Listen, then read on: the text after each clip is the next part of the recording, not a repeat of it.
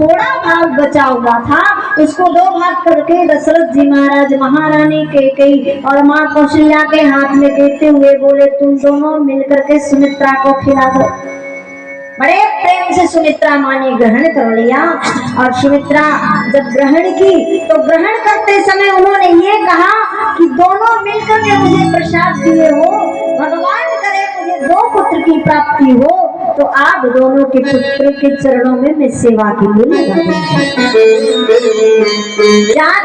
हरे गर्भ आए। जिस दिन से परमात्मा गर्भ में आए थे, आनंद की लहर दौड़ी, मौसम ही बदल गया, आनंद ही आनंद है, सरयू में एक अलग ही तरंग है, चारों तरफ जय जयकार हो रही है और महारानियों की स्थिति भी बदल गई है। बोले माँ कौशल्या की सेवा करती है, इसकी बोले नारायण की। और माँ कैकेयी आश्चर्य तो तब हुआ जब माँ कैकेयी जाकर के माँ कौशल्या की सेवा कर रही थी। दशरथ जी से बात रही नहीं गई, तुरंत गुरुदेव के पास गए और जाकर के बोले गुरुदेव, आज मैंने एक आश्चर्य की घटना देखी। बोले क्या? बोले महारानी कैकेयी कौशल्या की सेवा कर रही थी। बोले इसमें आश्चर्य की बात नहीं है, अरे उनका कमाल नहीं है, ये कमाल तो उनके गर्भ में पलने वाले बालक का है। बोले उनके गर्भ में कौन है? बोले साक्षात प्रेम रूपी भगतलाल जी महाराज है।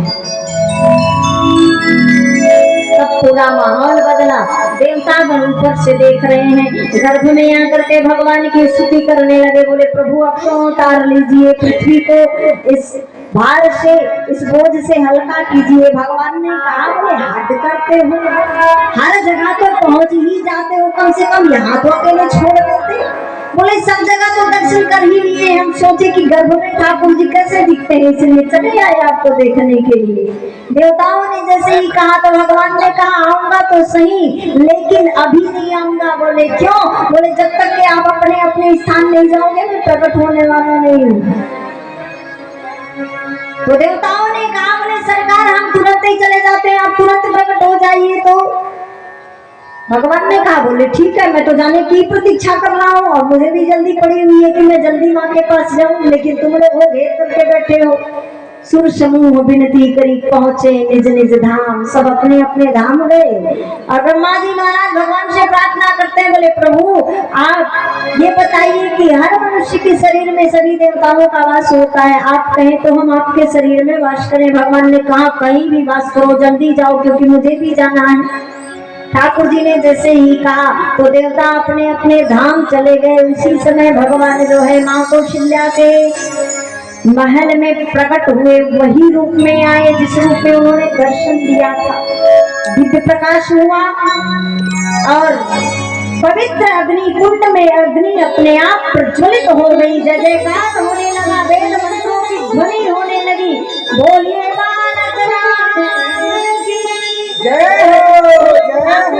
प्रकट हुए हैं, चतुर्भुज रूप में माँ कौशल्या के समकक्ष खड़े हुए हैं। माँ कौशल्या के हाथ जुड़ गए, स्तुति करना प्रारंभ कर दी। भय प्रकट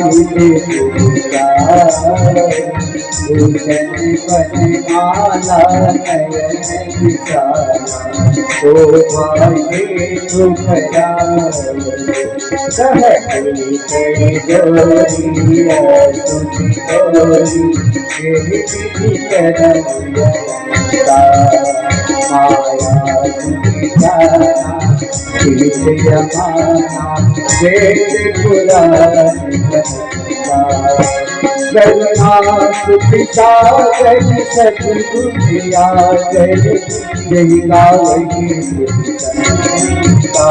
दो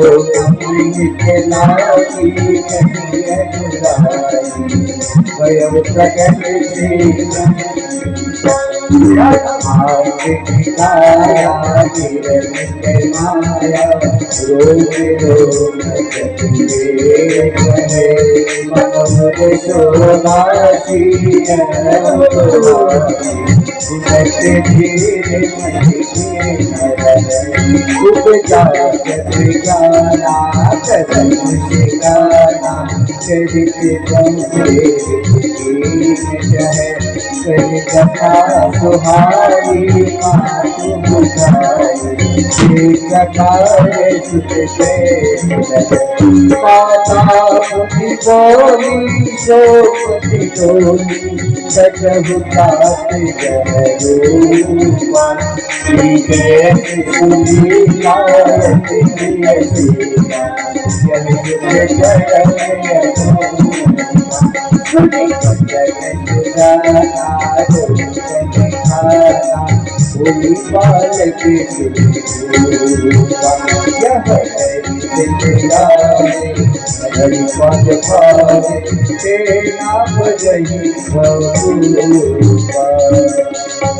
भगवान चतुर्भुज रूप में माँ कौशल्या के कक्ष में प्रकट हुए हैं। विप्रदेन सुदृष्ट हितलेन मनुज अवतार निज इच्छा निर्मित तनु माया गुण गोपाल। ठाकुर जी जब जैसे ही चतुर्भुज रूप में प्रकट हुए माँ कौशल्या के हाथ जुड़ गए, स्तुति करना प्रारंभ की और भगवान को लगा कि मेरी माँ को तो ज्ञान हो गया और मैं उस प्रेम को प्राप्त करना चाहता हूँ, तो कैसे होगा? बोले ये प्रेम मिलेगा नहीं। इसलिए भगवान कहे, ठाकुर जी को लगा कि ज्ञानी हो जाएंगी तो मुझसे प्रेम नहीं करेंगे, इसलिए भगवान मुस्कुरा दिए। और राम जी मुस्कुराए तो राम का मुस्कुराना ही माया है मेरे भाई। माता जी बोले लाला तुम इतने बड़े बन करके आए हो, लोग देखेंगे कहेंगे कौशल्या ने 16 साल के पुत्र को जन्म दिया है, मेरी हंसी नहीं हो जाएगी? अरे मनुष्य बनने चले हो तो मनुष्य की तरह बन करके आओ ना। राम जी ने कहा, बोले मनुष्य बन के ही तो आया हूँ। बोले मनुष्य का 4 हाथ नहीं 2 ही रहता है। ठाकुर जी ने कहा 2 को अभी गायब कर देता हूँ, अब चलेगा? बोले नहीं, इतने बड़े होकर के नहीं, छोटे हो जाओ। राम जी ने कहा कितना छोटा हो जाऊं? बोले ठाकुर जी 16 साल के होकर के आए थे, 8 साल के हो गए। बोले मैया चलेगा? बोले नहीं लाला, और छोटे हो जाइए।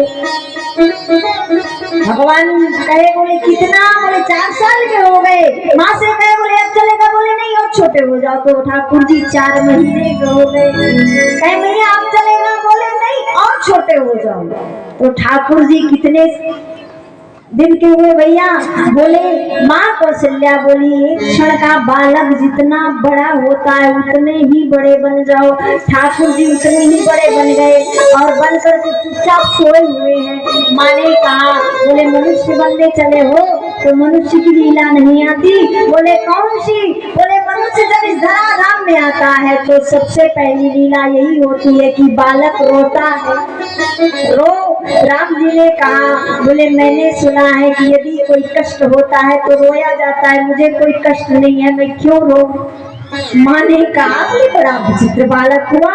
लोग जानेंगे कैसे कि कौशल्या के महल में लाला का जन्म हो गया है? कैसे जानेंगे? इसलिए राम रो। राम जी ने कहा, बोले मैया पता होता मनुष्य बनने से रोना पड़ता है तो 9 महीना कम से कम अभ्यास कर लेता, मुझे तो रोना ही नहीं आता। भगवान विरोध करना शुरू कर दिए। माँ कौशल्या बोले ये तो सब गड़बड़ कर रहा है। माँ ने कहा, बोले राम रोगे नहीं तो लोग जानेंगे कैसे? रोग नहीं, ऊपर ले आइए भैया, नीचे नहीं, ऊपर।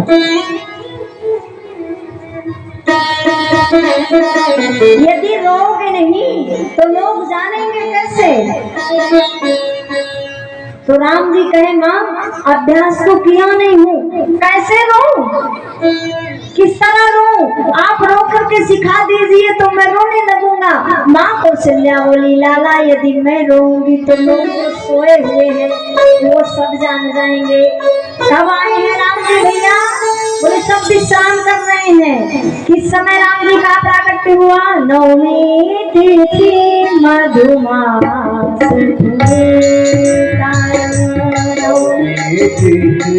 मधुमास सुनीता नवमी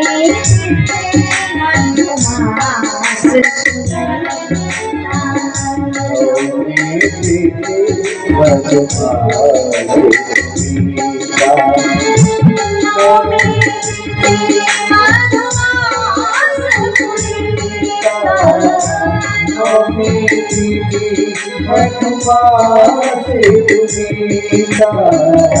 शुक्ल पास अभिजित हरिश्रीता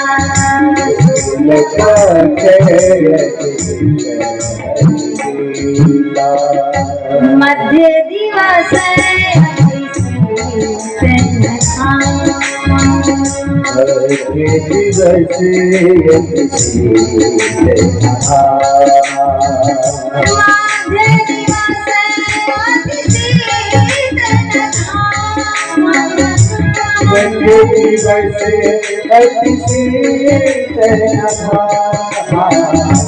पावन काल लो